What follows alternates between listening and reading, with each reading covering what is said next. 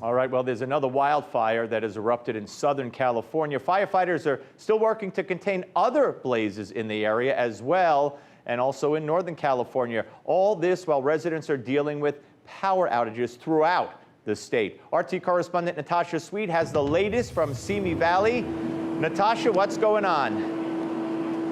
Well, Steve, forecasters weren't downplaying these winds one bit. They truly are the strongest that we've seen so far this season. And overnight, several fires have popped up. We have some coming from Orange County, Riverside County, and also San Diego. And here in Simi Valley, the Easy Fire has burned nearly 1,700 acres and is now at 10% containment.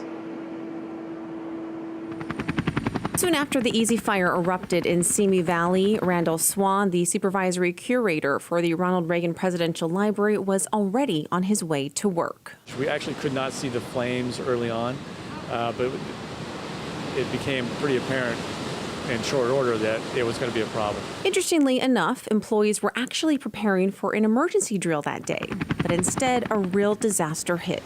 So as you can see, firefighters have been working around the clock to put out the Easy Fire, but you can also see just how close it got to the Ronald Reagan Presidential Library. The fires, as you already know, as you can see from the scorch marks, came within feet of the actual buildings, but it never encroached beyond our defensible space. So it stopped right at the line where it was supposed to, and the goats are a big part of that process. In the springtime, goats feast on the vegetation as a means of fire prevention. That's their first line of defense. There is also a green belt of grass surrounding the property, which has a sophisticated irrigation system serving as a second line of defense. On top of that, the library also has water drops and other drills from time to time to ensure their irreplaceable historical valuables are kept safe. Right now, their temporary exhibit is showcasing Egyptian artifacts.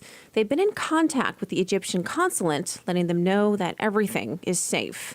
And while the library only saw a bit of wind damage, doesn't mean other neighborhoods are off the hook just yet. So far, the fire is kind of laying down right now. It is expanding. It's kind of finding like little fingers of fuel. We're making its way through there. We do have a large concern with the heavy winds that the fire will continue to blow up embers and consume more fuel within the area. And up north, firefighters are still working to contain the Kincade fire that began on October 23rd. It stands at 60% containment. Burning more than 76,000 acres, the fire has destroyed 282 structures, 141 of them homes. Residents there are also facing intentional blackouts, which has taken quite a toll on some businesses. Timing is everything, and it just so happened to be on what Halloween would be considered our busiest time, busiest weekend of the year, especially for, mom and pop businesses like ours. It definitely is a huge blow to the bottom line. Pacific Gas and Electric is in bankruptcy after its equipment was blamed for a string of disastrous fires over the past 3 years.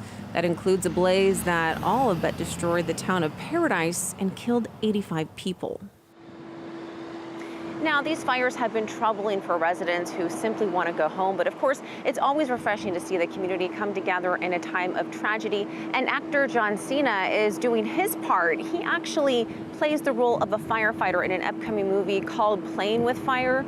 And so it's interesting, he is actually donating $500,000 not only to fire victims, but to first responders. So Steve, it seems as though John Cena has a much better understanding of what our first responders really do in the field. Absolutely. Nothing like getting a first-hand look. Thank you, Natasha. Great report. Thank you. It's hard to clear through the debris and get right down to the nitty-gritty that is real news. New details are coming to light in the case of Jeffrey Epstein as more spread between the 2-year Treasury yield and the 10-year Treasury yield. Several hundred students are staging a sit-in. The Amazon rainforest, and the blame game is underway. It's time for RT America. So go ahead and hit that subscribe button.